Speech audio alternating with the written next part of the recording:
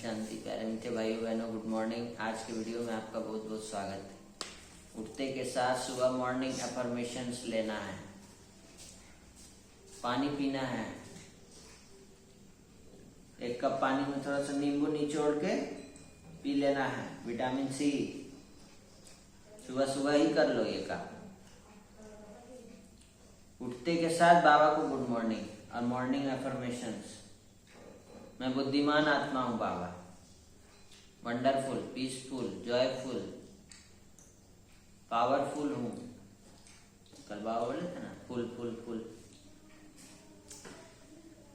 आज सत्य की राह में है। इच्छा से अधिक उपयोगी कोई आग नहीं, द्वेष से अधिक नुकसानदायी कोई दोष नहीं, और मोह से अधिक खतरनाक कोई जाल नहीं।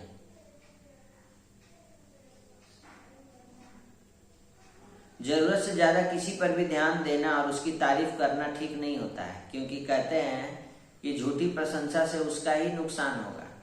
जैसे गधा खुद को शेर होने का भ्रम पाल ले तो क्या होगा।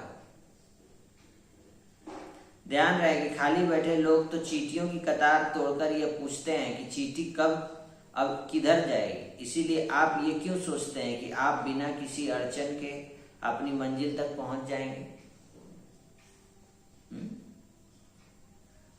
विघ्न अड़चन आना तो पॉजिटिव साइन है आपको और आगे बढ़ाने का।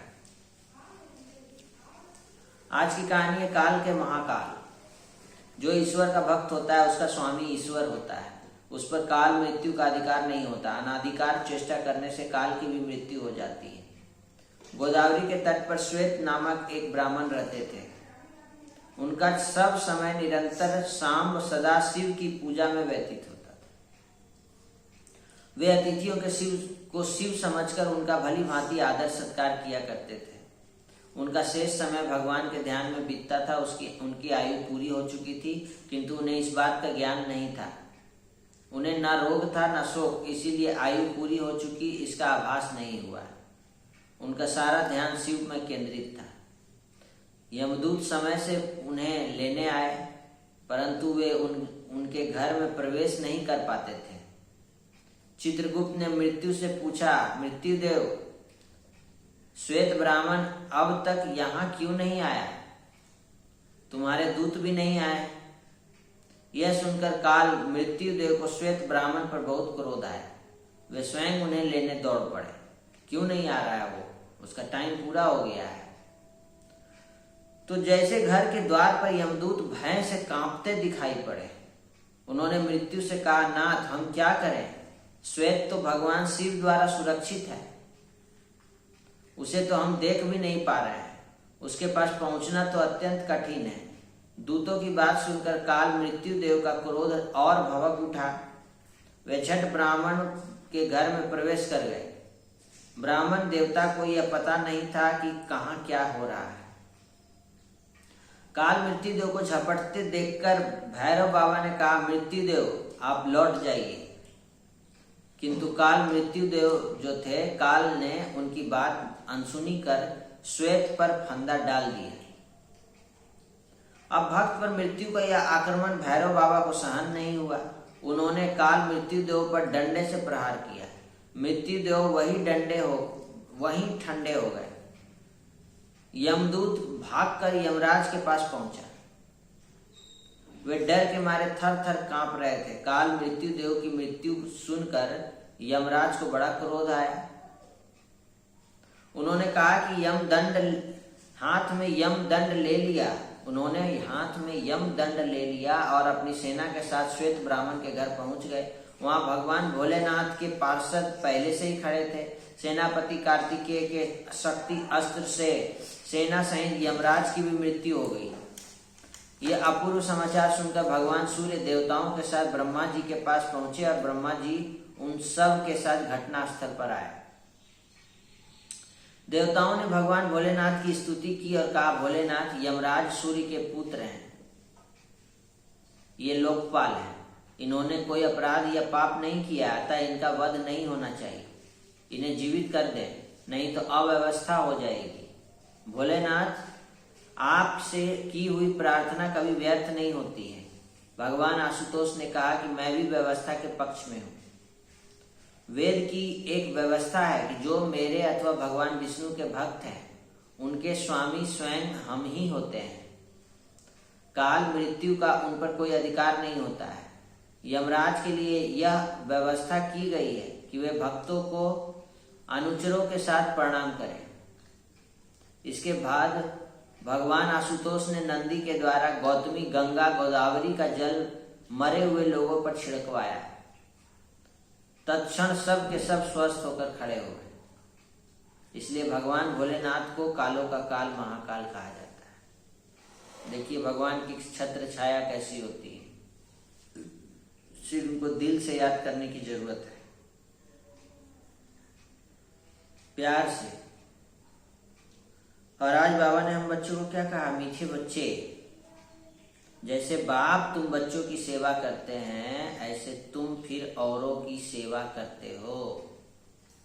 तुम भारत को फिर से अंधियारे से निकाल रोशनी में ले जाने के निमित्त बने हो।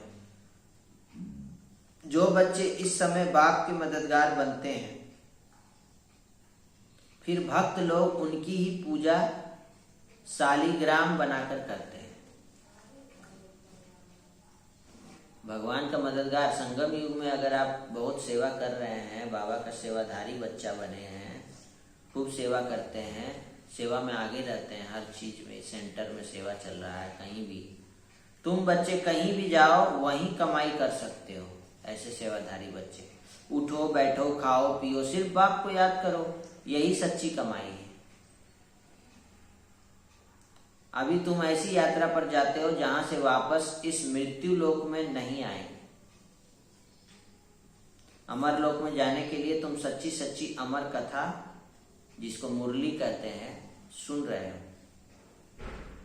हमेशा समझो कि हम जो भी खाते हैं वह शिव बाबा के भंडारे से खाते हैं। कौन दिया है? शिव बाबा दिए। जिसका भंडारा है उसको भोग जरूर लगाना चाहिए, है ना।